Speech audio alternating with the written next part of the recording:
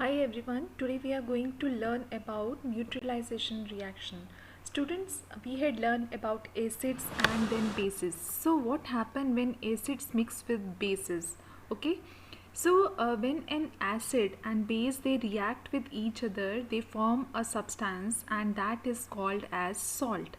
So along with salt, we get water and little bit of heat is released, and this reaction is called as neutralization reaction. Okay, and one important thing is that in this reaction the acidic and the basic nature of the acid and base, okay, they are respectively destroyed. That means the salt which we get in this reaction is completely a new substances which is having a new properties, okay, and it is not showing the property of acid and base, right?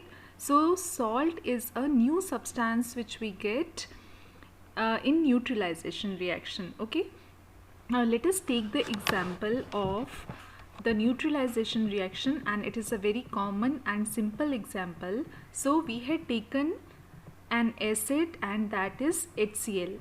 I hope you know that HCl is hydrochloric acid and it is reacted with a base that is sodium hydroxide. So when an acid it react with the base, we get a salt. And see what is the salt over here, that is NaCl, sodium chloride. So sodium chloride which is formed when HCl and NaOH is reacted, this sodium chloride is having its individually new properties, okay, because it is a new substance and that is salt. Along with NaCl we get water, okay, and like the same neutralization reaction of NaOH and HCl we will see in this clip. I hope you are seeing that when the balls are coming together, one side on my left hand side it is HCl and on my right hand side it is NaOH. So when they get mixed together and then they are going back again, so on then we are having what we get after that, we get NaCl, okay, and on this side we get water. So this is neutralization reaction in which an acid and base are reacted and we get a new substance, that is salt. Now let us know about some properties of salt. See students, salt is having very high melting and boiling point. That means more temperature is required to even melt and even boil the salt, okay. And as we know, because you had experienced and you had done various experiments in your lower classes, that all the salts they are soluble in waters, okay, most of the salt they are soluble in water. Like the common salts which we are having in our kitchen, if you put the common salt in water then it is easily soluble.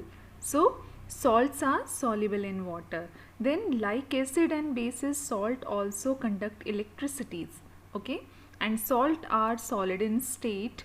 Now one more property which is very important to know is that when we keep the salt in our room, so the salt is having tendency to absorb the moisture from the atmosphere, okay, and without getting dissolved in it.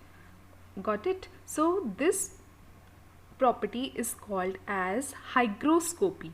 So what is hygroscopic? Hygroscopic means property of the salt to absorb the moisture from the environment without getting dissolved in it. And the example is silica and quicklime, okay.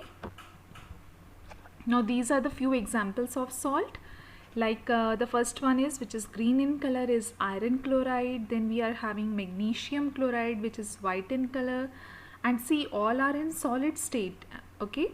And then zinc chloride, we are having sodium chloride. You are familiar with this salt sodium chloride because the common salt which we are eating daily is NaCl, okay. That means the chemical name of common salt is sodium chloride which we are eating daily, okay. And right now we had seen the reaction of HCl and NaOH and how NaCl is formed with acid and base, okay. So after NaCl, then we are having copper chloride, okay, which is green in color again. Then after copper chloride, then it is copper sulfate. Copper sulfate just seem to be like a beautiful blue stone, isn't it? Now after copper sulfate, we are having aluminum sulfate, okay, which is little crystalline in nature, and then we are having the last potassium chloride. And see the clip at the bottom, student. I hope you are able to match the salt. It is little shiny, crystals are there, blue in color. So I hope you can recognize that this salt is copper sulfate salt, okay. Now there are two types of salt. Before going to learn about what are the two type of salts, we first know that what is the meaning of water of crystallization. Crystals, I hope you know, okay.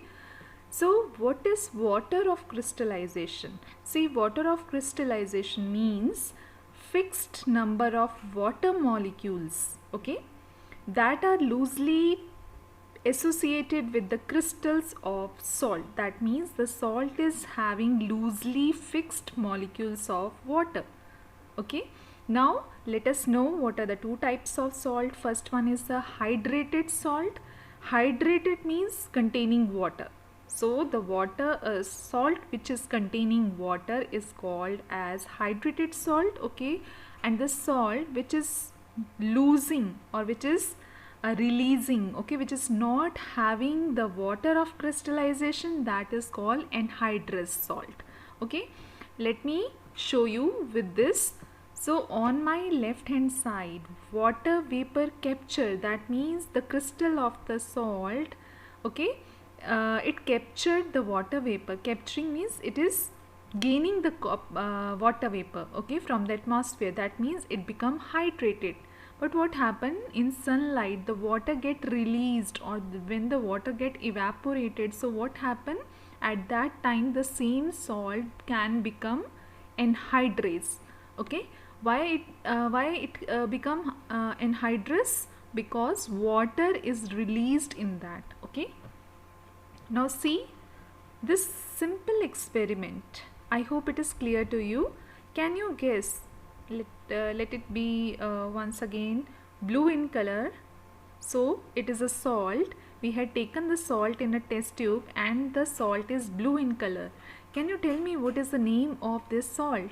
Yes, it is copper sulfate. So we had taken copper sulfate. We are heating the copper sulfate, and because of heating you are able to see in the test tube water drops are there. That means water is released. So the same salt become anhydrous. Now with the help of pipe we are putting water inside it. So the white color is again changing to blue. That means it is becoming hydrated. So with the help of heat, a hydrate salt can be anhydrous, okay, and with the addition of water, an anhydrous salt can be hydrated. Is it clear to you? Okay. Now let us see the classification of the salts. See student, we have done the pH value of acid base, okay. So on the basis of pH value we can classify the salts. So we are having neutral salt, okay. Neutral salts are the salt which are made by strong acid and strong base. Like HCl is a strong acid and NaOH is a strong base. Right now we have learned in neutralization of reaction, okay, the example. So NaOH when react with HCl, it is giving neutral salt, right, because both of them, they are strong acid and strong base, and the pH is always, it remains always neutral at 7, okay. Now the second one is acidic salt. In acidic salt, it is made from strong acid. When strong acid reacts with weak base, okay, then the salt which we get with this combination of strong acid and weak base, that salt is acidic salt, and the pH is less than 7, okay, because it is strong acid, and that's why it is called as acidic salt. Now come basic salt, the third one. It it is made from the combination of weak acid and strong base. Okay. Now here the base is strong, that's why the pH is more than 7. So these are the three classification of salts: neutral salts, okay, which is from strong acid and strong base; acidic salt, where the acid is strong and the base is weak; and basic salt, which is formed from weak acid and strong base. Okay, I hope it is clear to everyone now. Now see student, neutralization reaction is not only in chemistry lab or science lab. Okay, in our day-to-day life we had experienced several time, and we are doing several time neutralization reaction. So let us see all the examples. The first example is that whenever you eat excessive fried food, okay, and then you are feeling acidity in the stomach. Already we know that there is an acid present in the stomach, that is hydrochloric acid. And when too much of fried food and too much of eating, okay, junk food even, so what happen? Acidity, okay, we feel acidity in the stomach. So acidity means acidic nature. So to neutralize that acidic nature, what we are having antacids, okay, and these antacids, like milk of magnesia, that is called as magnesium hydroxide, we get relief from ENO. So all these gelusil, all these are antacid, and it can neutralize the effect of excessive acid which is produced inside the stomach. Now come to the second example. See, many time we had experienced the insect bite. Might be you also, okay. Sometime it is ant sting, sometime it is honeybee sting, okay, and a wasp sting. So basically what happen when these insect they bite, it is very painful, irritation, and sometimes we experience swelling also. So what happen? What is the remedy? What is the first aid which we can use at home?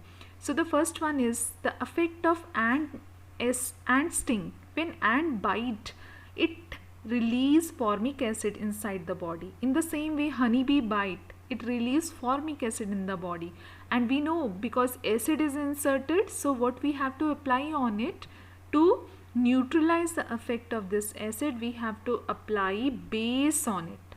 So we can apply the baking soda, the paste of baking soda, to get relief.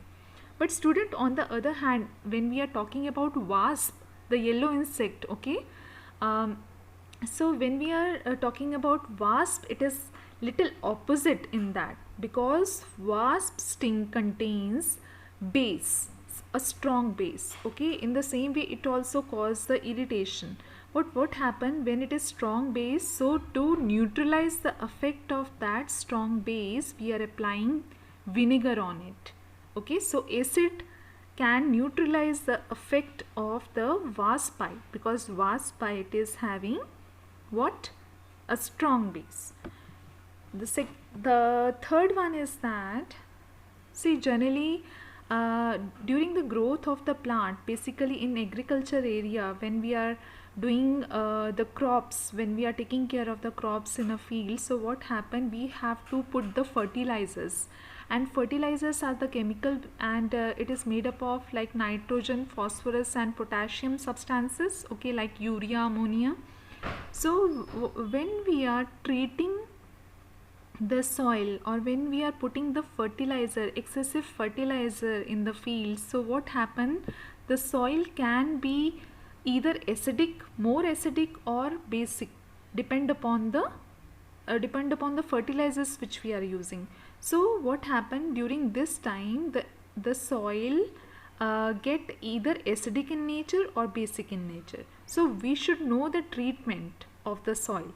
If it is more acidic, okay, then what we have to do? We have to put the base in it, any base in it. And when it is basic, then we have to put acid in it, so that it get neutralized and we can put the next crop in it, okay.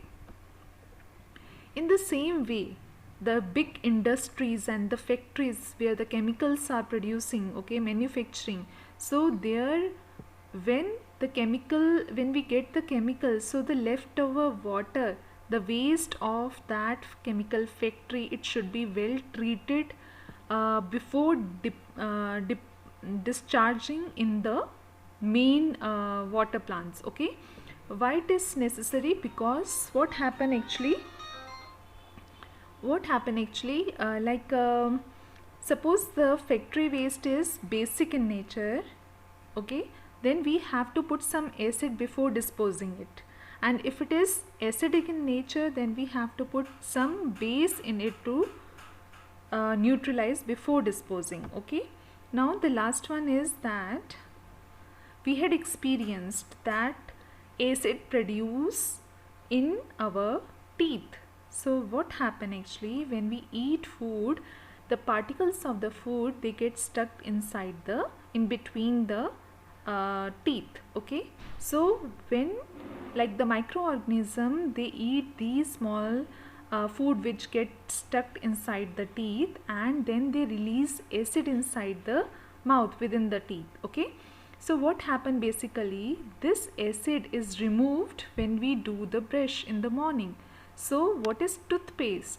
We are applying toothpaste is a base. So to neutralize the effect of acid, toothpaste is applied, and after brushing the teeth we feel fresh. Okay, so I hope you are able to notice all the neutralization reaction, and these all are in our day-to-day life. Okay, that's it for today's session. Thank you everyone.